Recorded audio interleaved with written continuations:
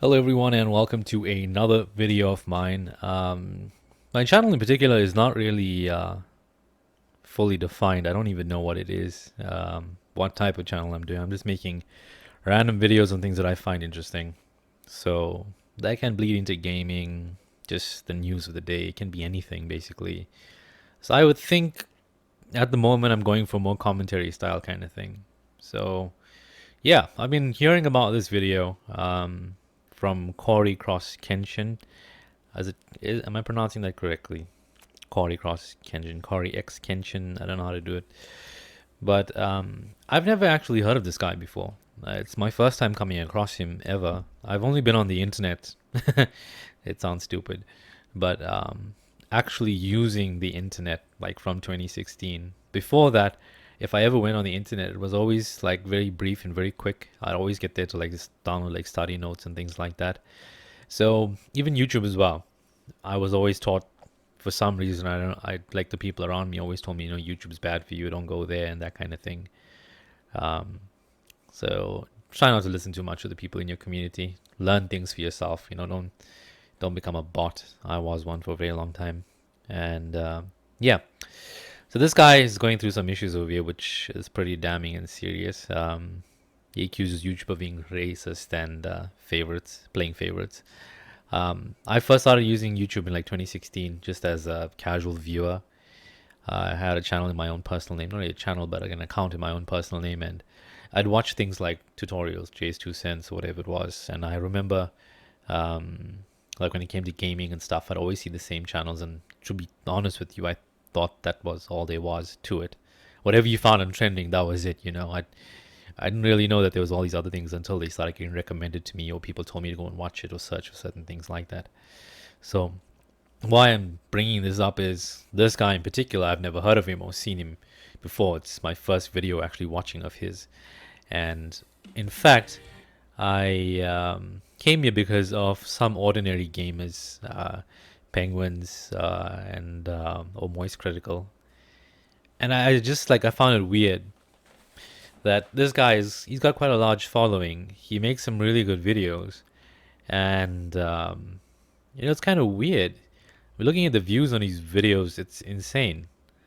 Always millions and millions of views. So it's not like he's exactly a small guy or anything like that. He's not just a fly by night, or he's not a tiny channel like mine.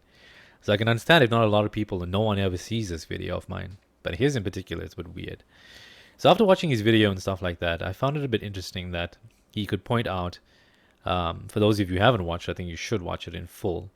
It really would make sense for me to be playing it in full here in the background or whatever it is. But what I did learn from it is that effectively he had a video which he uploaded. Let me get the name of this exact video.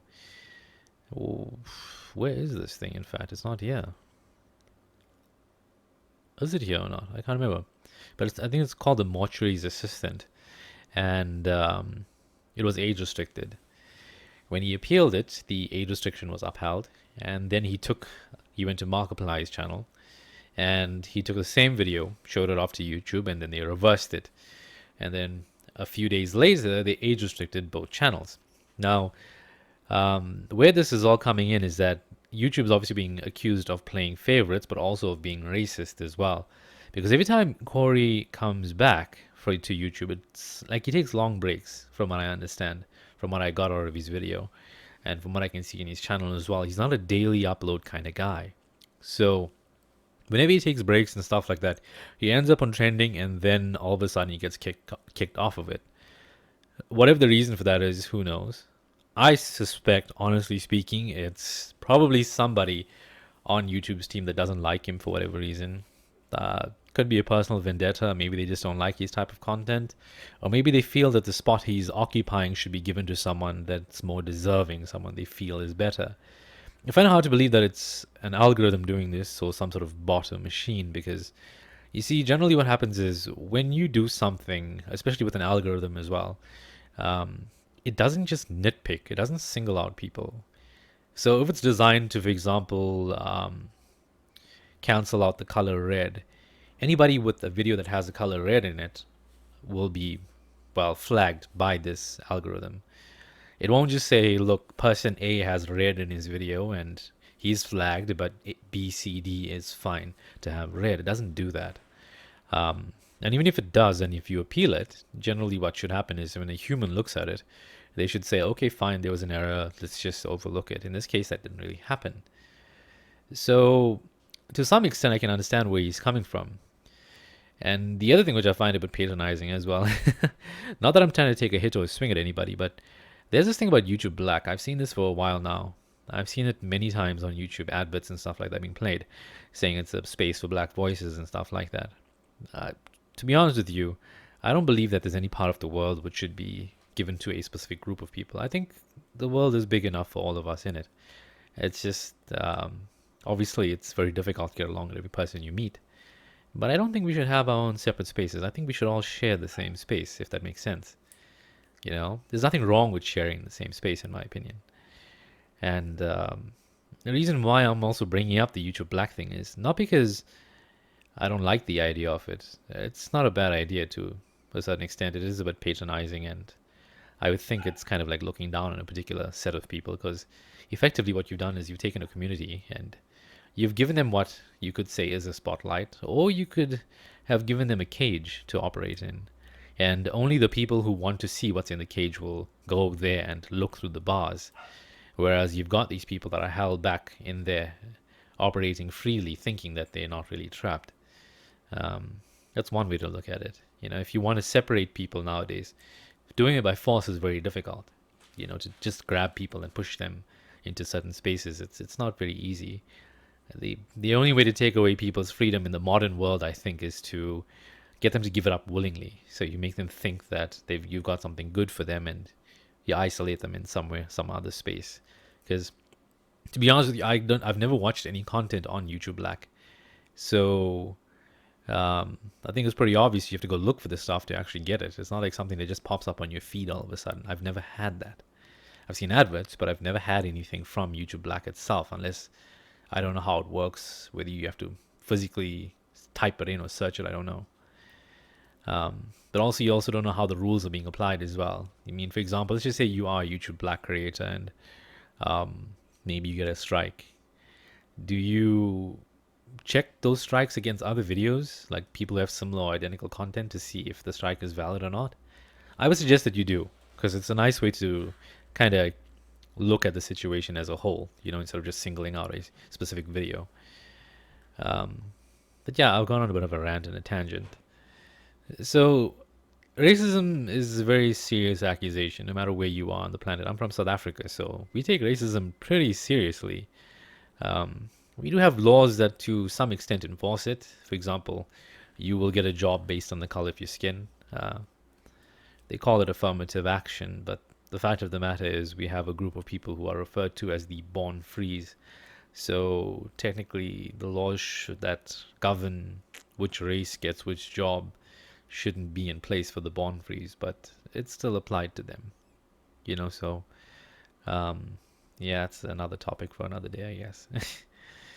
So yeah, in terms of this video, it's obviously a horror game, something that's very scary and not meant for kids, I suspect.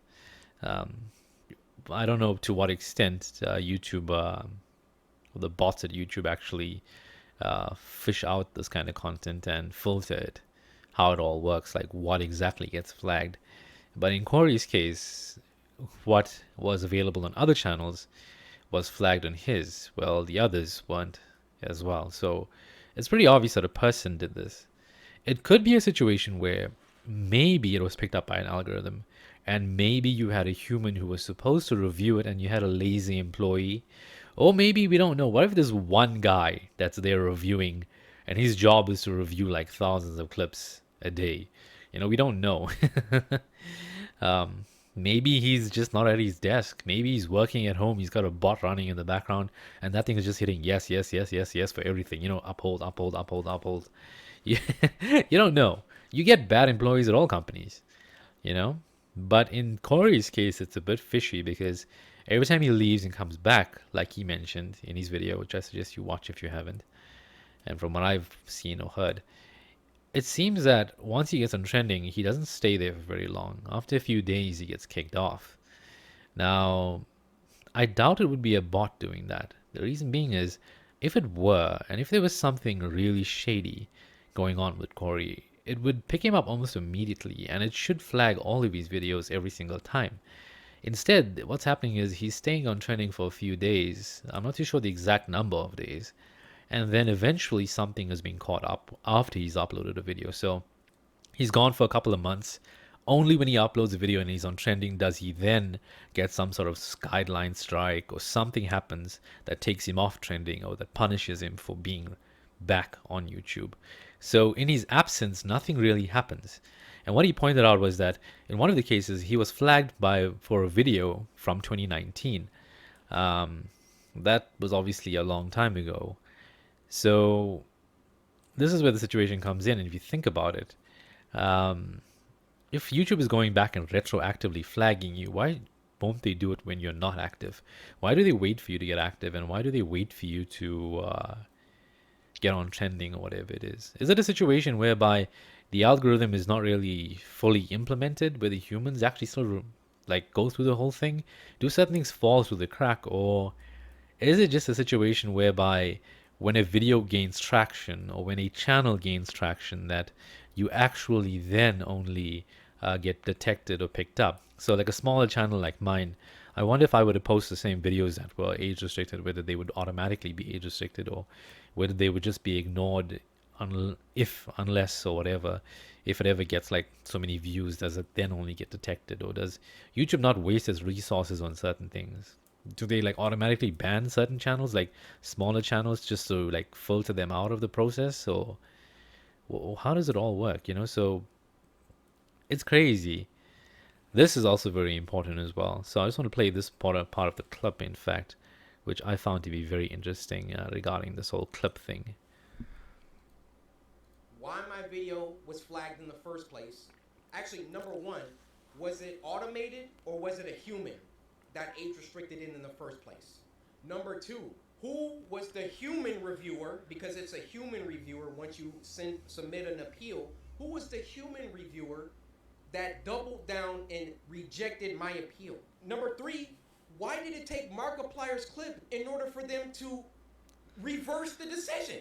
My YouTube rep gets back with me. He wants to hop on a call. We get on the phone for about 10-15 minutes, and I tell him, I've been feeling like this for a long time. I've been feeling like every single time that I come back to YouTube, I'm #1 trending for a few days, and then they find some arbitrary issue. They nitpick and they try and find something that they can incriminate me for and try to push me down.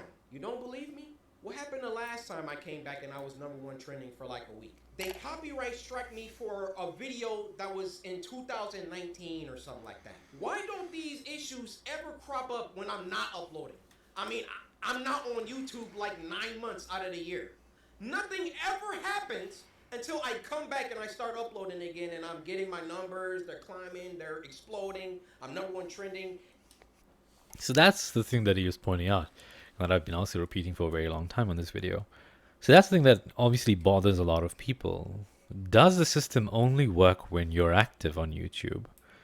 Or is it a situation that he's not really violating the rules, but there's somebody in the background finding some stupid reason to punish him and to kick him off the platform? I think that's where this all boils down to.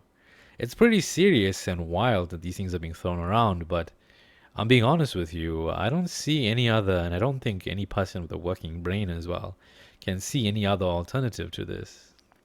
At this point, it's either one of two things. Either there's a broken system, which a lot of people seem to be thinking that it is a broken system in place that really is kind of stuffing everybody around. Or it's a situation whereby, unfortunately for Corey, and maybe if I ever somehow grow a little bit bigger, I think one day I will grow big if I be consistent with my stuff. Will it be a situation where somebody on that team doesn't like me or doesn't like you or your friend, and they just decide, look, we're going to just start kicking you off, banning you left and right, or doing stupid things to interfere with your videos and your revenue stream or your income or your channel or whatever it is? Are they just going to pull the rug from underneath you because they don't like you? Or is it because they just feel that they're superior? Do they feel that they just own you? Like, how does it all work? I think for a lot of us, we have a lot of questions. The one thing that you can't deny, though, is that this is definitely not some sort of automated system that's working in the background. This is in all likelihood a person that doesn't like Cory, or a group of people who tend to choose who get to select who the chosen ones of YouTube are. Another experimenter tries to log out of YouTube and try to go in there with a browser that has never been used on YouTube before, rather used with an account on YouTube before. Go onto a trending page and see what it is. And we're not talking like incognito mode. That's not going to do much for you. I suggest installing a browser if you can find a machine that's never been on YouTube with no accounts logged into it. You know, I feel like reinstalling Windows just to check out and find out what that's like. So yeah, I think from my own personal view, from what I can see, it's pretty damning. It's pretty serious, and YouTube has a lot of explaining to do if this is a machine. On the other hand, given where it's pointing to and what it looks like, I can honestly say, and I think a lot of people are feeling the same thing as well, is that this is actually a person or a group of people doing this. It's quite literally the accusations, or rather the shoe in this case, kind of fits, and it kind of fits perfectly. That's all I'm saying, just looking from the outside in. Obviously, we don't know what happens in the background. We don't really know what's going on at YouTube. We don't know what happens in whatever dark corner or dark office or dark cubicle that this employee works from, or employees work from, or whether they're working from home or not. We don't know what happens. But I just hope that whatever it is, it gets fixed and everyone is the better for it. Because remember, at the end of the day, YouTube is here to, well, give out entertainment. In return for that entertainment made by creators, they make money through ad revenue. So I don't see any reason as to why you would want to punish someone who's bringing in a lot of revenue, especially when they really haven't done anything seriously wrong. You know, you hate a person that much to kind of prejudice the company that pays your salary? I mean, that's kind of wild if it is the case. Well, maybe it's a situation whereby they've just got enough money that they just don't care. They rather own people than just make more money. I don't know. Well, whatever it is, that's the video for today. I'm going to end it over here. Thank you for watching. If you made it all this way, please leave a like. Do leave a dislike if you didn't like it. I hope to see you in another videos coming up soon. I have some more other abandonware stuff I'd like to cover, and some gaming reviews I'd like to touch on. So yeah, we'll see whatever happens in the news and whatever else comes out. Till next time, have a good day. Bye.